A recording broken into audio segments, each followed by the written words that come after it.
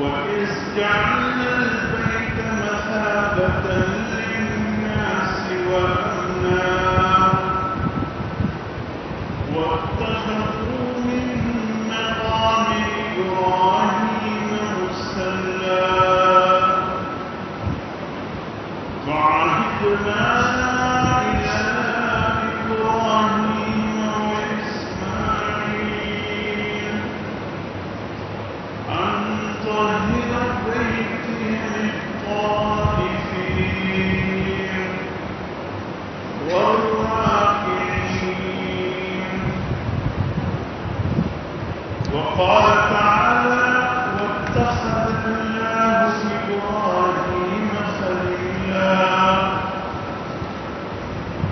وقال تعالى وإبراهيم الذي وفى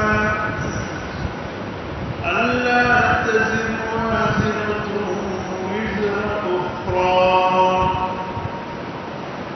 وقال تعالى قل إنني هداني ربي إلى صراط مستقيم دينا قيما ملة إبراهيم حنيفا وما كان من المشركين. قل إن صلاتي ونسكي ومحياي ومماتي لله رب العالمين لا شريك له وبذلك أمرت وأنا أول المسلمين. صدقت يا رب العالمين وصدق رسوله النبي الأمي الكريم ونحن على ذلك من الشاهدين والشاكرين والحمد لله رب العالمين. خدا در انتظار حمد وانیست محمد کشم بالله سلاميست. محمد حامد حمد خدا بس خدا حمد آفرین در مدح مصطفى بس. محمد استری خواهم خدا را خدایا استر حب مصطفى را. یا رب صل وسلم دائما ابدا على حبيبك خير الخلق كلهم والحبيب الذي ترجى شفاعته لكل حول من الأحوال والتعليم.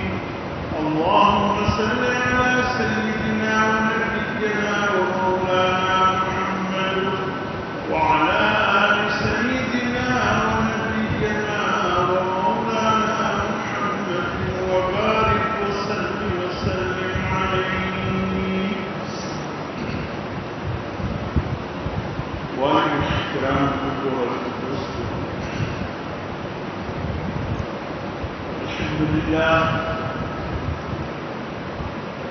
ماہ ذوالحج کا آغاز ہو چکا ہے. عظیم مہینہ جس میں ارکان اسلام میں سے آخری رکن اسلام اس کی ادائیگی اسی مہینے میں ہوتی ہے.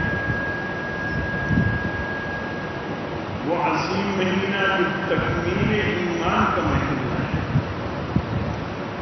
یہی وہ مہینہ ہے جس میں امت محمدیہ صلی اللہ علیہ وسلم کی ایمان کی تکمیل کا اعلان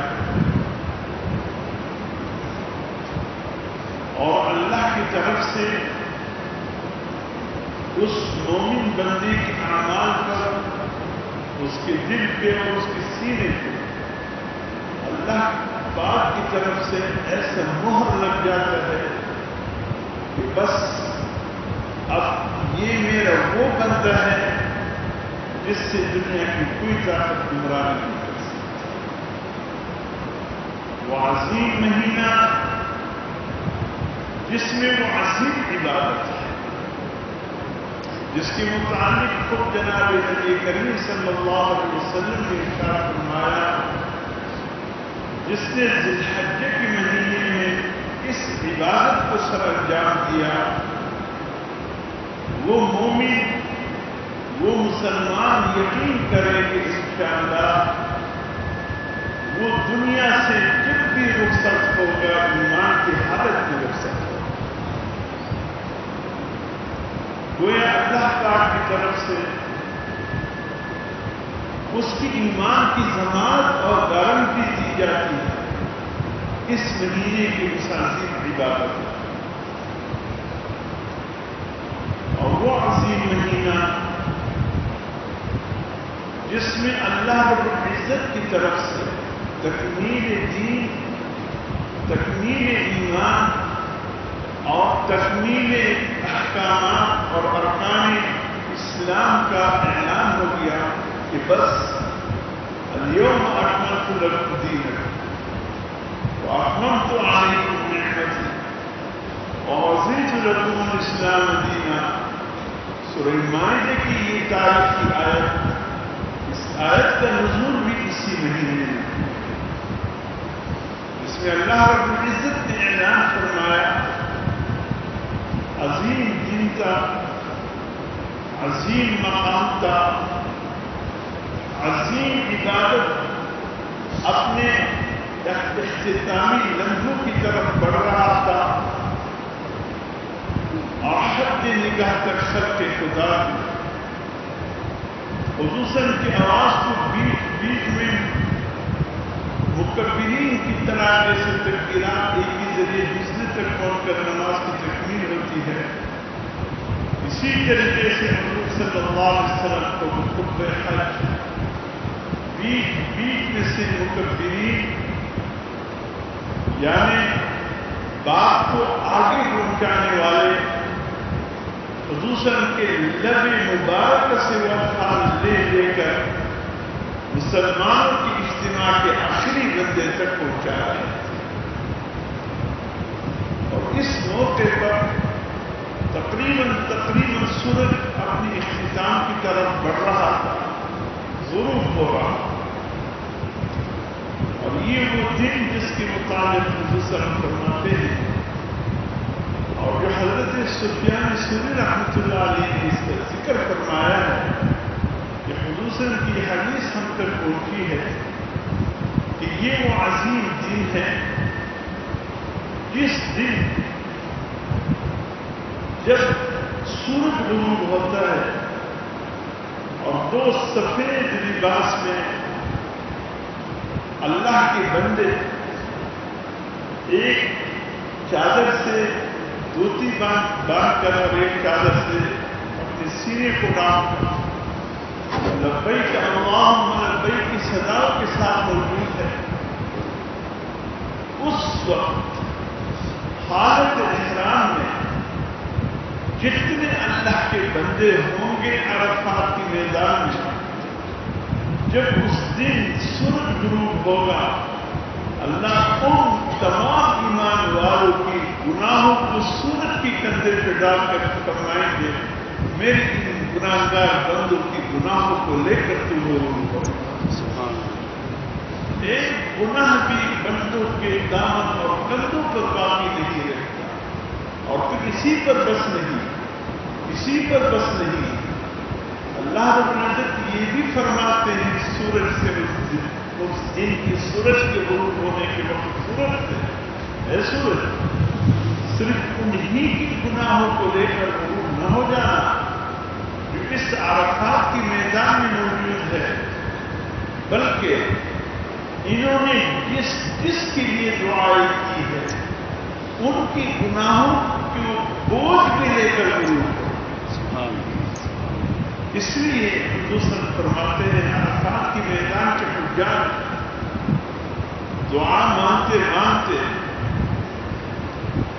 جب عرفات کے میدان سے مزدلفہ کی طرف رخصت ہوتے ہیں، اگر کسی کے دل میں ایک رائے کے دانے کے برابر بھی یہ خیال آیا ہو اس دن کہ پتہ نہیں اللہ نے میرے گناہ معاف کیے ہیں یا نہیں، پتہ نہیں اللہ نے مجھے معاف کر دیے یا نہیں، پتہ نہیں اللہ نے مجھے بخش دیے کہ نہیں۔ اگر ایک رائی کی ذرے کی برابر بھی عرفات کی میدان کی سورج کے غروب ہونے کے بعد دل میں ایسے کوئی خیال آئے، حضور صلی اللہ علیہ وسلم فرمایا اس سے بڑا بدنصیب اور بدبخت کوئی اور نہیں۔ اتنا یقین والا دن ہے کہ ہر حاجی کو کہا گیا کہ یقین کے ساتھ بھرپور اللہ پر توکل کرتے ہوئے یہ یقین کرنا کہ آج کے دن نہ صرف یہ کہ تمہارے گناہ اللہ نے معاف کر دیے، بلکہ جن جن کے لیے تم نے دعائیں کی اللہ نے ان کے گناہوں کو بھی معاف کر دیا۔ اس لیے محدثین اور مفسرین فرماتے ہیں جو شخص عمرے کے لیے جا رہا یا حج کے لیے رخصت ہو رہا، دو کام ضرور کرے جو رہ جانے والے ہیں۔ جانے والوں سے کے متعلق فرمایا ان کے سامنے یہ رہ جانے والے دو کام ضرور کرے، اور وہ عمرے کے لیے جا رہا ہے یا حج کے لیے جا رہا ہے۔ نمبر ایک یہ ان سے یہ کہیں کہ میرے بھائی اللہ نے آپ کو بلایا ہے بڑی ہی سعادت والے مقام، قدم قدم پر وہ مقامات ہیں جہاں اللہ پاک اپنے گناہگار بندوں کی دعاؤں کو قبول فرماتے ہیں۔ قدم قدم مکے کی چپے پر ایسے مقامات ہیں۔ اس لیے جب زائر بیت اللہ جدے سے مکے کے نظارے جب شروع ہو جاتے ہیں، بے ساختہ اس کی زمین ایسی سجدوں کے لیے بے قرار ہو جاتی ہے، دل کرتا ہے کہ ابھی گاڑی سے اتر کر یہاں سے درز ہو جائے، آگے چل کر پھر دل میں ایک ایسا موج پیدا ہوتا ہے کہ یہاں اتر کر سجدہ کرو۔ گویا حدود حرم کے باہر بھی، حدود حرم تو اپنی جگہ، حدود حرم کے باہر بھی یہ بیت اللہ کا زائر، یہ مکے کا زائر، یہ بے قرار ہو کر کے ایسی حالت اس کی ہو جاتی ہے کہ قدم قدم پر اللہ کے حضور اپنی جبین کو جھکا دیتا۔ اسی لیے فرمایا فیہ آیات بینات مقام ابراہیم ومن دخلہ کان آمنا۔ اس مکے میں اللہ کی قدرت کی نشانی ہے، بہت سے قدرت کی نشانی ہے۔ کچھ اللہ نے بتا دیے، کچھ اللہ نے پردے میں کر دیے ہیں، لیکن یہ جو پردے میں ہیں یہ وہی پردے والی اللہ کی قدرت کی نشانیاں ہیں کہ حج عمرے کے لیے جانے والا بے قرار ہو جاتا ہے، مکے کھول کر بے قرار ہو جاتا ہے۔ جب کوئی کہتا ہے یہ ہے وہ حدیبیہ یا وسلم نے چند دن قیام فرمایا، یہاں سجدے کیے، نمازیں پڑھے، دل بے قرار ہو جاتا، کاش پابندی نہ ہوتی تو اتر کرتی۔ یہاں بھی اس مقام کو بھی اپنے لیے یادگار بنا دیتا اور اس مقام کو اپنے سجدوں کی گواہ بنا لیتا۔ جب کوئی کہتا ہے یہ وہ مسجد ہے جہاں اس سر میں سب سے پہلے جمعے کی نماز ادا ہوتی، دل بے قرار ہو جاتا۔ جہاں جہاں جس مقام کو جو کچھ نشاندہی کرتا ہے، دل بے قراری میں ایسے الٹ پلٹ ہو جاتا ہے کہ دل کرتا ہے کہ بس اتر کر سجدے کرتے کرتے بیت اللہ شریف پہنچ جائے۔ اور یہ کہتے ہوئے حضرت ابراہیم بن ادہم کی طرح سبحان جو حج کے لیے مکے میں داخل ہوا اور جس انداز میں داخل ہوا، تاریخ ہے وادی بلخ کا بادشاہ جس نے سب کچھ اللہ کے لیے دو پر لگا دیا، جب حج کے لیے بیت اللہ میں مکے کی حدود میں داخل ہوتا ہے اور چلتے چلتے چلتے ہر قدم پر 2 رکعت نفل، ہر قدم پر 2 رکعت نفل، اس حالت میں بیت اللہ میں داخل ہوتا ہے اور ملتزم کے سامنے کھڑے ہو کر کہتا ہے یا اللہ، لوگ قدموں کے بل تیرے گھر پہنچتے ہیں، میں پلکوں کے بل تیرے حضور پہنچتا ہے۔ اور واقعی ان کا آنا پلکوں کے بل ہوتا تھا، ہم تو قدموں کے ساتھ پہنچ جاتے ہیں، ہمارے حجاج قدموں پہ چل کر بیت اللہ شریف میں پہنچ جاتے ہیں، لیکن اس قسم کے اللہ والے وہ قدموں کی بل نہیں پہنچتے تھے، وہ پلکوں کی بل پہنچ جاتے تھے۔ قدم قدم پر سجدے کرتے کرتے کرتے بیت اللہ کے انتظار کرتے۔ محبتیں یہ اسی مہینے کی یادگاریں ہیں۔ آپ کے ایمان کو میں جگانے کی کوشش کر رہا ہوں۔ کہاں ہم سو گئے، کہاں ہم رہ گئے، ہماری دلوں کی تمنا اور تڑپ کہاں چلی گئی؟ ارے جس چیز کے لیے ہمیں تڑپنا چاہیے تھا، بے قرار ہونا چاہیے تھا، وہ چیز کہاں چلی گئی؟ آج دنیا کی معمولی چیزوں پر فریفتہ ہو جاتے ہیں۔ آج کوئی کردار کا مالک نظر نہیں آ رہا ہے۔ ہر شخص کے دل میں پیسوں کی تمنا ہے، گاڑیوں کی تمنا ہے، بنگلوں اور کوٹھیوں کی تمنا ہے۔ ہر شخص اللہ سے مانگتا ہے تو دولت کے انبار مانگتا ہے۔ ہر شخص کے ہاتھ اٹھتے ہیں یا اللہ بڑے بڑے بنگلے اور کوٹھیاں دیجیے۔ اگر ہاتھ اللہ کے حضور اٹھتے ہیں یا اللہ تو بڑی بڑی گاڑیاں دیجیے۔ کہاں گئے وہ مسلمان جو صاحب کردار ہوتے تھے، جو اللہ سے ایمان کی دولت مانگتے تھے، کردار کی دولت مانگتے تھے، اخلاق کی دولت مانگتے تھے؟ یا اللہ ہمیں گفتار کا نہیں کردار کا غازی بنا، یا اللہ ہمیں گفتار کا نہیں کردار کا غازی بنا۔ کہاں گئے وہ مسلمان؟ اللہ اکبر، اللہ اکبر۔ علامہ اقبال نے خوب کہا، لا الہ کے وارث باقی نہیں ہے تجھ میں، گفتار دل برانہ کردار طاہرانہ۔ تیری ایک نگاہ سے کامتا تھا جن سینوں میں، کھویا گیا ہے تجھ سے وہ جذبے قدم کرا۔ کہا گیا تو گفتار کا غازی نہیں تھا، تو کردار کا غازی تھا۔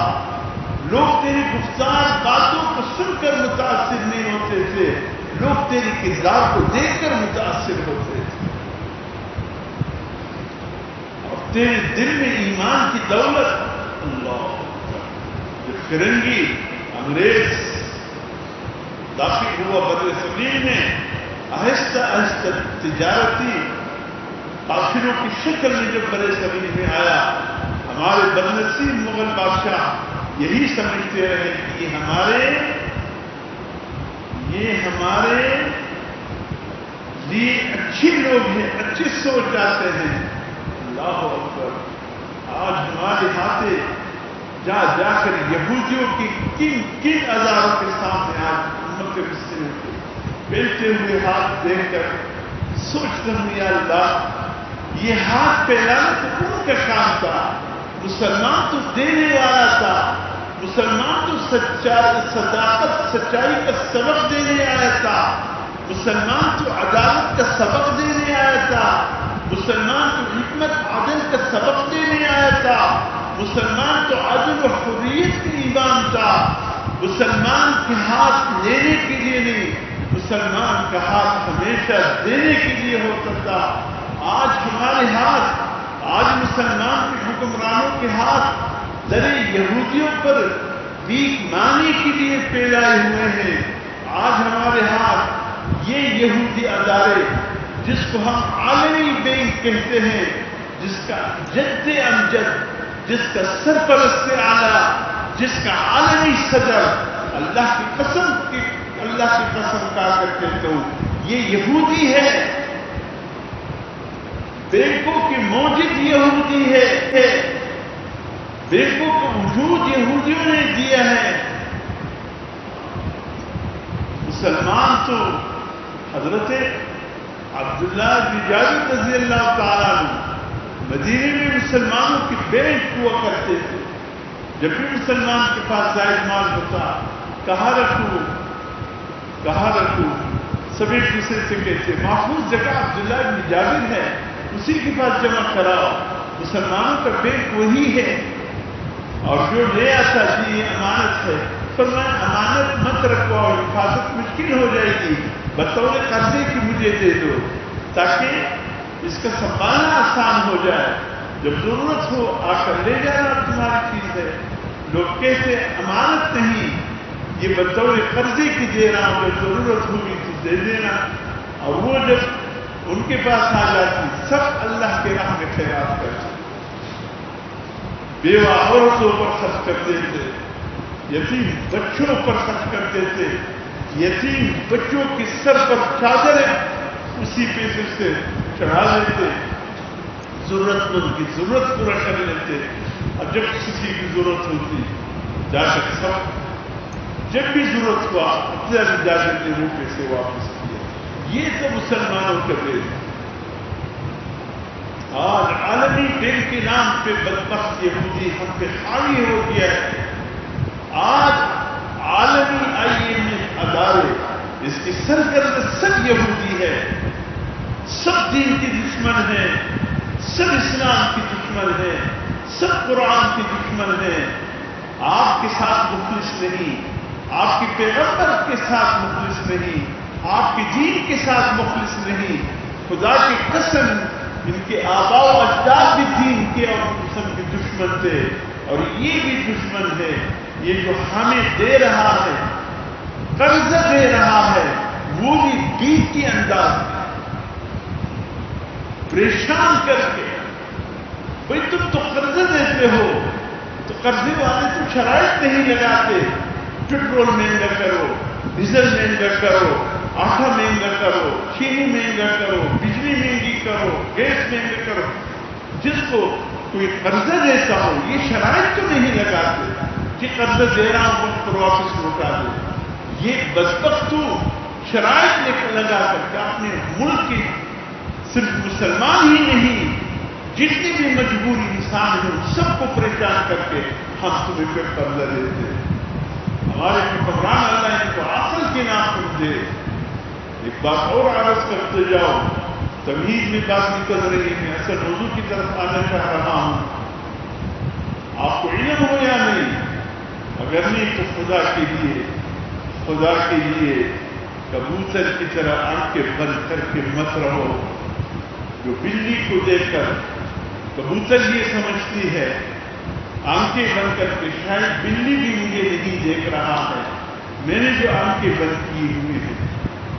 اس طرح آنکھیں بند کر کے مت رہو، ورنہ بیک وقت یہ بلی حملہ آور ہو سکتی ہے اور اس کبوتر بیچارے کو دبوچ سکتی ہے.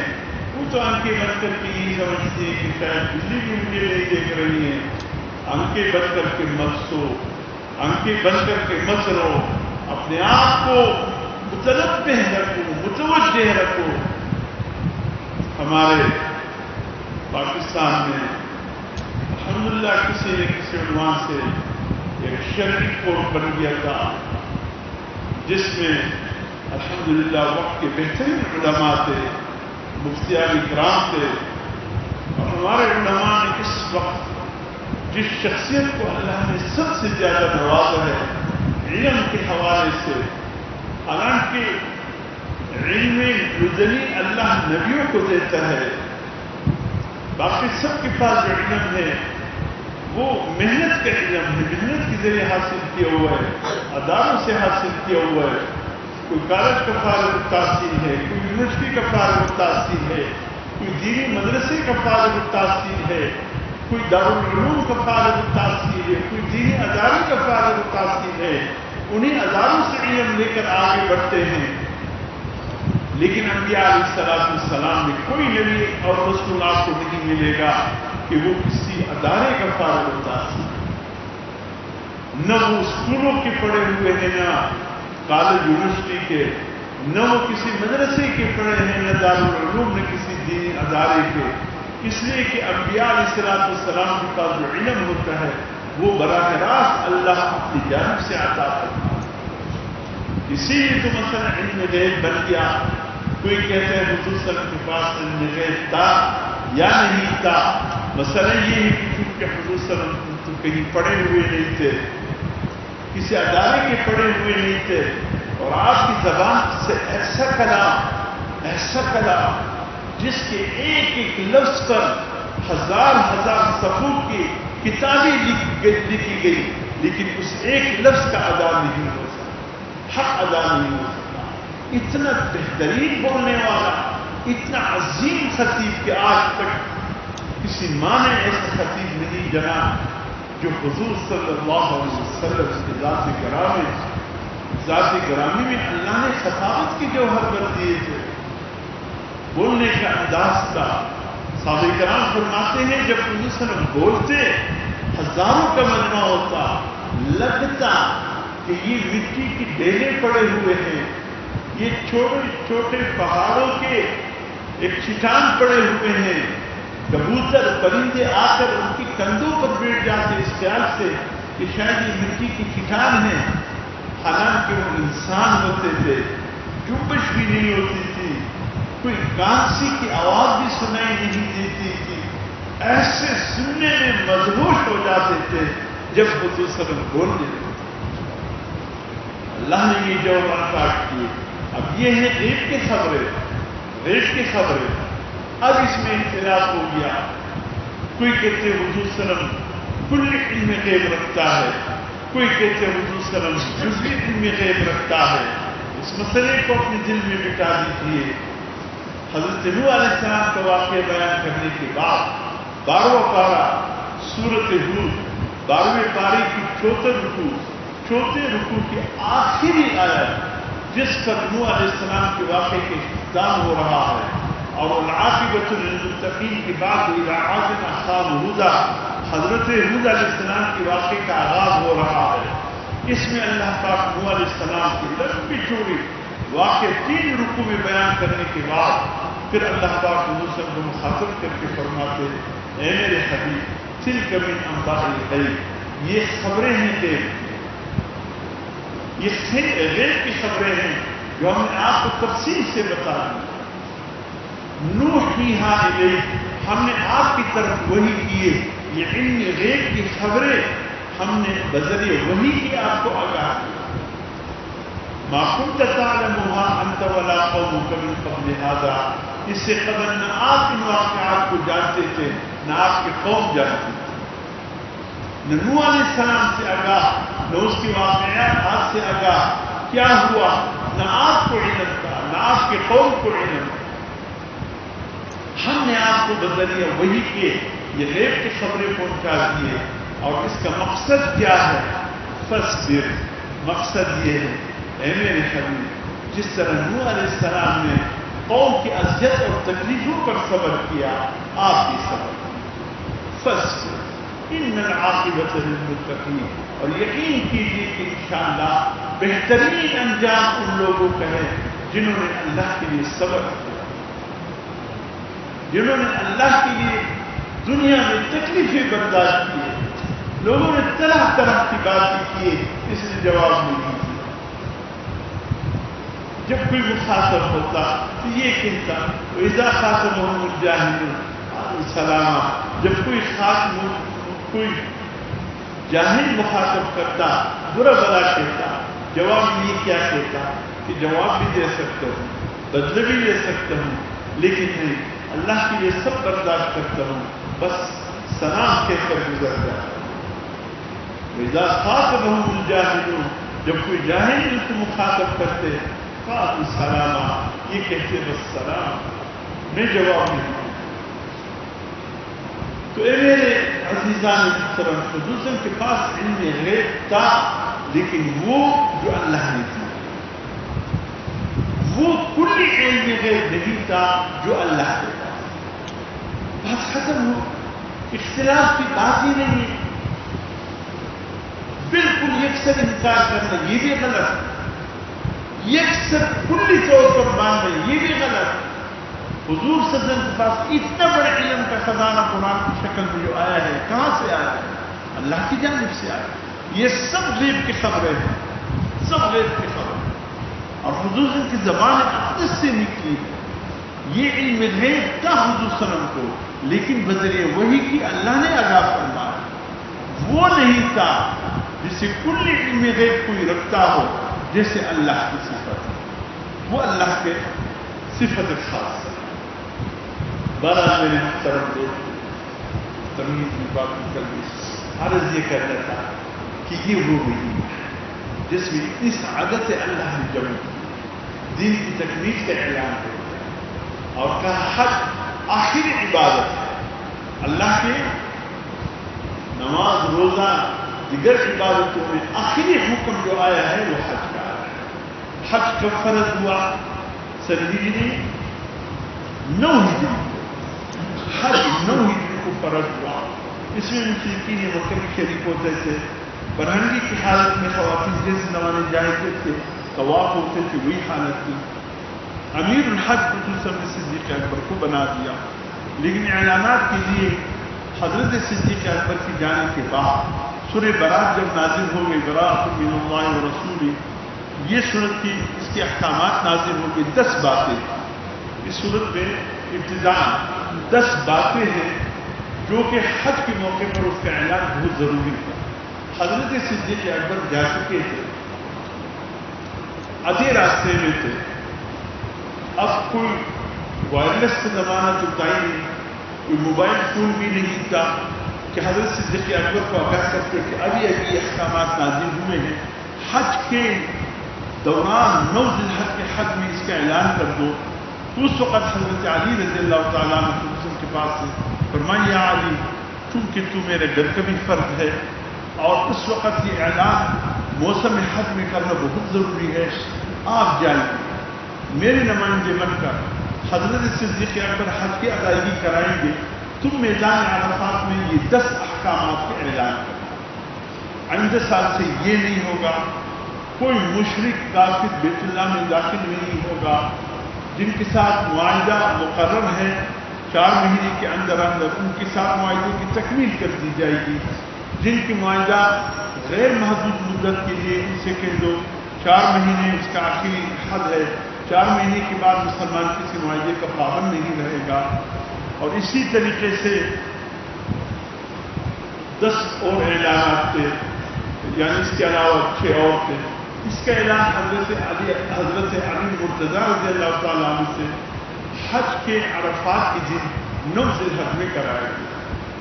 چونکہ آئندہ سال خود حضور صلی اللہ علیہ وسلم بنفس نفیس آنا تھا، اس لیے حضور صلی اللہ علیہ وسلم نے چاہا کہ میرے آنے سے پہلے مکے کی زمین صاف ستھری ہو جائے، جب میں آؤں حضور صلی اللہ علیہ وسلم جب تشریف لائے مکہ، تاکہ کوئی کافر سامنے نہ ہو، کوئی مشرک سامنے نہ ہو، کسی بت کے سامنے جھکنے والا کوئی نہ ہو، کوئی غیر کا پرستار سامنے نہ آئے، غیر کا پجاری اور غیر کو پکارنے والے لات و عزا والے وہ سامنے نہ آئے، برہنگی کا کوئی طواف نہ ہو۔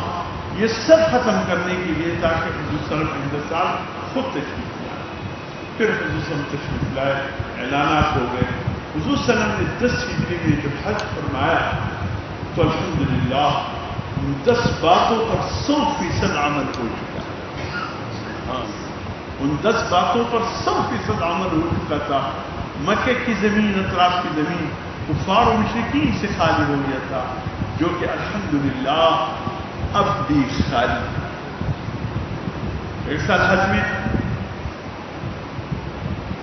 مینا سے روانگی ہوا عرفات کی طرف، وہ ٹرین کا سفر تھا، مینا میں جو ٹرینیں چلتی ہے، تو اس میں ہماری باری آ گئی کہ عرفات جانا ہے۔ وہ ٹرین کی بالکل قریب جماعت تو بالکل ابتدا میں لے کر ہوا، باقی ساتھی میرے پیچھے تھے۔